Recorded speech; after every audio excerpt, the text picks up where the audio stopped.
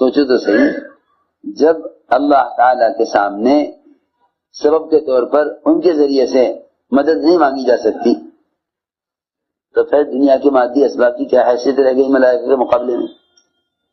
یہ سوچنے کی بات ہے نا۔ ہم ایک دکان کو ذہن میں رکھ کر اللہ سے نفع مانگ رہے، ایک دوا کو ذہن میں رکھ کر اللہ سے شفا مانگ رہے، ایک وکیل کو ذہن میں رکھ کر اللہ سے مقدمے میں کامیابی مانگ رہے، ایک زمین کو ذہن میں رکھ کر اللہ سے غلہ مانگ رہے، زمین کو ذہن میں رکھ کر اللہ سے غلہ مانگ رہے۔ یہ کیسے ہو سکتا ہے جب ایک فرشتے کو ذہن میں رکھ کر اللہ سے مدد نہیں مانگی جا سکتی؟ سوچو تو صحیح، ساری کائنات کو جبرائیل پر سے ایسے گھیرے ہوئے ہیں جیسا کوئی مرغی چوزے کو اپنے پروں کے اندر چھپا لیتی ہے۔ کتنے بڑے فرشتے ہیں، اتنے بڑے فرشتے ہیں۔ ابراہیم علیہ السلام کو آگ میں ڈالا جا رہا، فرشتے نے پوچھا ہماری مدد؟ کہ نہیں، ہمیں آپ کی حاجت نہیں ہے، ہمیں آپ کی۔ حالانکہ دیکھو تو صحیح، جبرائیل تو آتے ہی اللہ کی طرف سے ہیں، جبرائیل تو آتے ہی اللہ کی طرف سے ہیں، ہمارا کہ نہیں ہمیں آپ کی حاجت نہیں ہے۔ تو باقی جتنے بھی مادی اسباب دنیا میں ہیں ان کی کیا حیثیت رہ گئی جب ملائکہ کے ذریعے اللہ سے مدد نہیں مانگی جا سکتی؟ اب کہاں گنجائش رہ گئی؟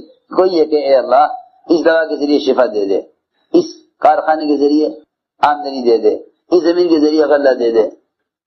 سوچو تو صحیح، جب جبرائیل کو بھی مدد کے لیے پیش نہیں کر سکتے اللہ کے سامنے تو باقی اسباب کو پیش کرنے کی گنجائش کہاں رہ گئی؟ یہ سوچنے کی بات ہے۔ ان تینوں نے کہا کہ اللہ تعالی سے مدد لینے کے لیے، اس شیطان کو ہٹانے کے لیے اور کوئی راستہ نہیں ہے سوائے اس کے کہ تم اپنے وہ اعمال پیش کرو اللہ کے سامنے جو تم نے محض اللہ کی رضا کے لیے کیے ہیں اور دوسروں کے نفع کے لیے کیے ہیں، دوسروں کے نفع کے لیے کیے۔ چنانچہ تینوں نے اپنا عمل پیش کیا، ایک نے عمل پیش کیا معاشرے میں احسان کا، ایک نے معاملات میں احسان کا، ایک نے اخلاق میں احسان کا۔ تینوں نے احسان کا عمل پیش کیا۔ ایک نے احسان کیا اپنے والدین پر کہ ساری رات دودھ کا پیالہ لے کر کھڑا رہا ان کی سرانے، جب وہ سو کر اٹھے پہلے والدین کو دودھ پلایا۔ مشہور قصہ ہے روایتوں میں، پہلے والدین کو دودھ پلایا۔ اے اللہ یہ عمل میں نے تیرے رضا کے لیے کیا ہے، تو چٹان کو اس عمل سے ہٹا دو، اپنے امر سے ہٹا دے۔ عمل ذریعہ ہے، اللہ کا امر اصل ہے، عمل ذریعہ ہے۔ یہ نہیں کہ سبب اور امر، بلکہ عمل، بندے کا عمل اور اللہ کا امر۔ چٹان سر کی اس عمل پر لیکن کوئی نکل نہ سکا۔ دوسرے نے عمل پیش کیا کہ اے اللہ میری چچا کی لڑکی جو مجھے سب سے زیادہ محبوب تھی اور میں اس سے خلوت چاہتا تھا، وہ انکار کرتی تھی، پھر وہ محتاج ہو کر میرے پاس آئی، اس نے اپنے آپ کو میرے حوالے کر دیا، میں اس کی ٹانگوں کے درمیان برے ارادے سے بیٹھ گیا۔ اے اللہ میں نے محض تیرے ڈر کی وجہ سے گناہ کا کام نہیں کیا، اور اس کو 120 دینار اس کو دے دیے۔ اے اللہ اگر یہ عمل میں نے تیرے رضا کے لیے کیا ہے تو تو ہمیں یہاں سے نکال دے۔ چٹان سر کی، آپ اس پورے قصے میں کہیں نہیں دیکھیں گے کہ کسی فرشتے کو، کسی زلزلے کے جھٹکے کو، کسی سیلاب کے بہاؤ کو اللہ سے مانگا گیا ہو اس چٹان کو ہٹانے کے لیے۔ پورے قصے میں کسی بھی مادی شکل کا اور کسی بھی ذریعے کا کوئی تذکرہ نہیں ملے گا، یہاں تک کہ کسی فرشتے کا بھی ذکر نہ ملے گا کہ اللہ جس طرح تو نے ملائکہ کے ذریعے مدد کی انبیاء کی، ہماری بھی کر دے، یہ بھی نہ ملے گا۔ جب فرشتوں کو اللہ سے فائدہ اٹھانے کے لیے ذریعہ نہیں بنایا جا سکتا تو باقی مادی اسباب کی کیا حیثیت رہ گئی ایک ادنا فرشتے کے مقابلے میں؟ اسے نے عمل پیش کیا کہ اے اللہ میرے یہاں ایک مزدور نے مزدوری کی، پھر وہ اپنی مزدوری چھوڑ کر چلا گیا، میں نے اس کی اجرت سے، اس کی مزدوری سے مال تیار کیا، ایک عرصے کے بعد وہ آیا تو جتنا مال تیار ہوا تھا سب اس کو میں نے دے دیا۔ اے اللہ اگر یہ عمل تیرے رضا کے لیے کیا تو ہمیں نکال دے۔ میں یہ عرض کرنا چاہتا تھا کہ اللہ کے سامنے عمل پیش کرو، سبب نہیں۔ اللہ کے سامنے عمل پیش کرو، سبب نہیں۔ اللہ کے سامنے عمل پیش کرو، اے اللہ یہ میرا عمل ہے، یہ تیرا وعدہ ہے۔ اس لیے میں نے عرض کیا کہ قدرت وعدوں کے ساتھ ہے اور وعدے عملوں کے ساتھ ہیں۔ اسباب کے ساتھ قدرت بھی نہیں ہے، وعدہ بھی نہیں ہے۔ ہر عمل کو وعدوں کے یقین پر لاؤ۔ دو چیزیں ہیں جس پر یعنی عمل کی خاصیت ظاہر ہوگی، ایک علم، دوسرے ایمان۔ علم اور ایمان، اس کے بغیر کسی عمل کا اعتبار نہیں ہے۔ علم اور ایمان یہ دو چیزیں اصل ہیں، ان کے بغیر کسی عمل کا اعتبار نہیں۔ علم اور ایمان، علم اور ایمان یہ دو چیزیں اصل ہیں، اس کے بغیر کسی عمل کا اعتبار نہیں ہے۔ لیکن اس زمانے میں مسلمان انہی دو سے غافل ہے، نہ علم سیکھتے ہیں نہ ایمان، نہ علم سیکھتے ہیں نہ ایمان سیکھتے ہیں۔ یہ دو چیزیں بنیادی ہیں، علم اور ایمان۔ حدیث میں آتا ہے جو علم اور ایمان چاہے گا اللہ اس کو دیں گے۔ کیا چاہے گا؟ علم اور ایمان۔ ایمان تو یوں نہیں سیکھتے کہ ہم تو ایمان والے پیدا کیے گئے۔ اور علم کے بارے میں تو حال یہ ہے کہ دنیا میں ہر سیکھے جانے والی چیز کو علم سمجھتے ہیں، دنیا میں ہر سیکھے جانے والی چیز کو علم سمجھتے ہیں۔ حالانکہ میرے دوستو عزیزو، علم صرف وہ ہے جو اللہ ہم سے چاہتے ہیں محمد صلی اللہ علیہ وسلم کے طریقے پر۔ اللہ ہم سے چاہتے ہیں محمد صلی اللہ علیہ وسلم کے طریقے پر، اس کو علم کہتے ہیں۔ اس لیے حدیث میں فرمایا، کیونکہ جس طرح کلمے کا اخلاص ہے اس طرح علم کا بھی اخلاص ہے۔ کلمے کا اخلاص بھی ہے، اس کے الفاظ بھی ہیں۔ کلمے کا الفاظ تو لوگ جانتے ہیں لیکن اخلاص نہیں جانتے۔ کلمے کا اخلاص یہ ہے کہ یہ کلمہ اپنے کہنے والے کو حرام سے روک دے، یہ کلمہ اپنے کہنے والے کو حرام سے روک دے، یہ کلمے کا اخلاص ہے۔ اسی طرح علم کا بھی اخلاص ہے کہ اللہ کا علم دلوں میں اللہ کا خوف پیدا کرے، علم اللہ کا خوف پیدا کرے۔ اس لیے فرمایا کہ اللہ کے بندوں میں اللہ سے ڈرنے والے علماء ہیں۔ انما یخشی اللہ من عبادہ العلماء، یہ اللہ کے بندوں میں سے اللہ سے ڈرنے والے صرف علماء ہیں۔ کہ علم خشیہ پیدا کرے گا، علم خشیہ پیدا کرے گا، کہ علم دلوں میں اللہ کا خوف پیدا کرے۔ اس لیے فرمایا کہ علم دو قسم کا ہے، زبان کا اور دل کا، زبان کا اور دل کا۔ عجیب حدیث ہے، فرمایا العلم علمان، علم فی القلب فذاک علم نافع، وعلم علی اللسان فذاک حجت اللہ علی ابن آدم۔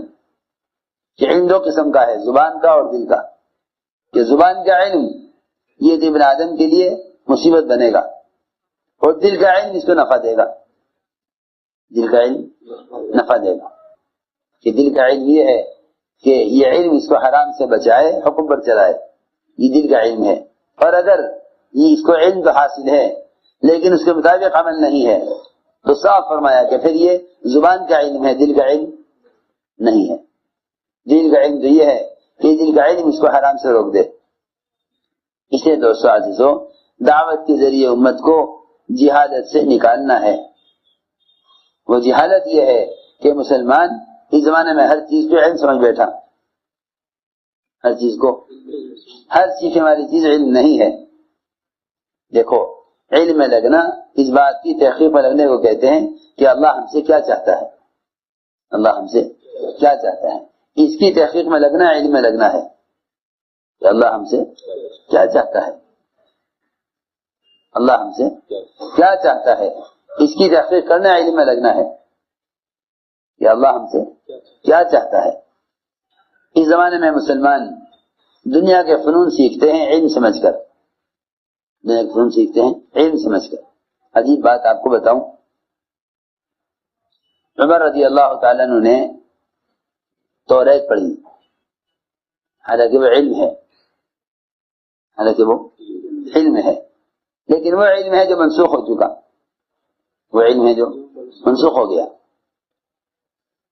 وہ علم ہے جو منسوخ ہو گیا۔ حضور اکرم صلی اللہ علیہ وسلم کی آمد نے پچھلے سارے نبیوں کے طریقوں کو اس طرح منسوخ کر دیا جیسا ایک جوان آدمی کے بچپن کے کپڑے سب منسوخ ہو جاتے ہیں۔ جب آدمی اپنے قد و قامت کو پہنچ جاتا ہے، بڑا ہو جاتا ہے، اس کا قد 20-22 سال کی عمر تک ایک حالت پر آ کر رک جاتا ہے، تو موت تک اس کا ایک ہی لباس رہتا ہے۔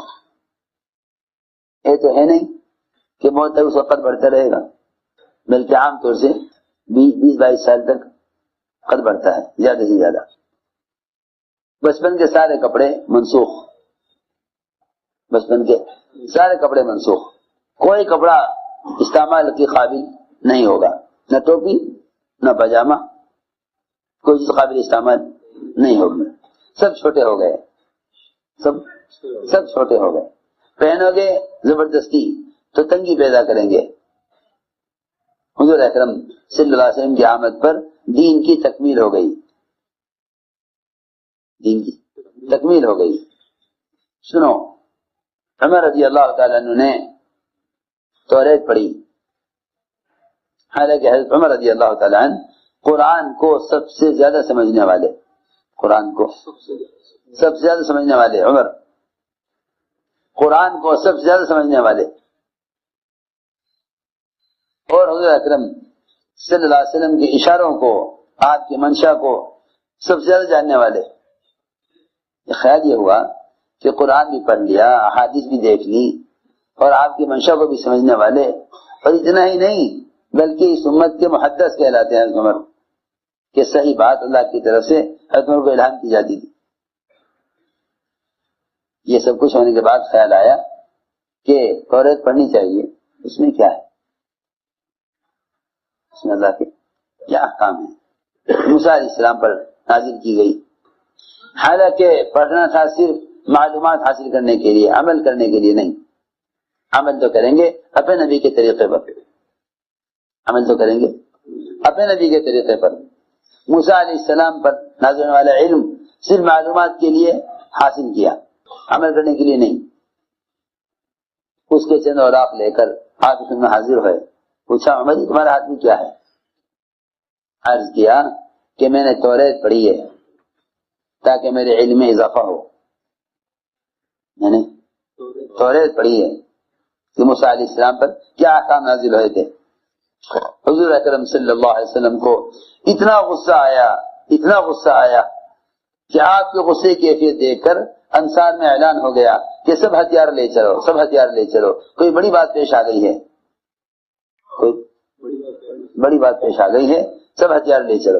آپ کے غصے کو دیکھ کر انصار سب تلواریں لے کر آ گئے، ساری مسجد بھر گئی، انصار سے مسجد بھر گئی، انصار سے بھر گئی مسجد، سب تلواریں لے کر آ گئے۔ کیا بات ہے؟ کس نے ستایا اللہ کے نبی کو؟ آپ کو سارا غصہ عمر پر تھا کہ عمر نے توریت کیوں پڑھی؟ آپ نے فرمایا اے عمر، یہ قرآن جو میں لے کر آیا ہوں، جو صبح کے سورج سے زیادہ روشن ہے، جو سورج سے زیادہ روشن ہے، اس کے ہوتے ہوئے تم نے توریت کیوں پڑھی؟ اور اگر موسیٰ علیہ السلام زندہ ہو کر آ جائیں تو ان کے لیے کوئی راستہ نہیں سوائے میرے طریقے کے، اور اگر تم ان کے طریقے پر عمل کیا تم گمراہ ہو جاؤ گے۔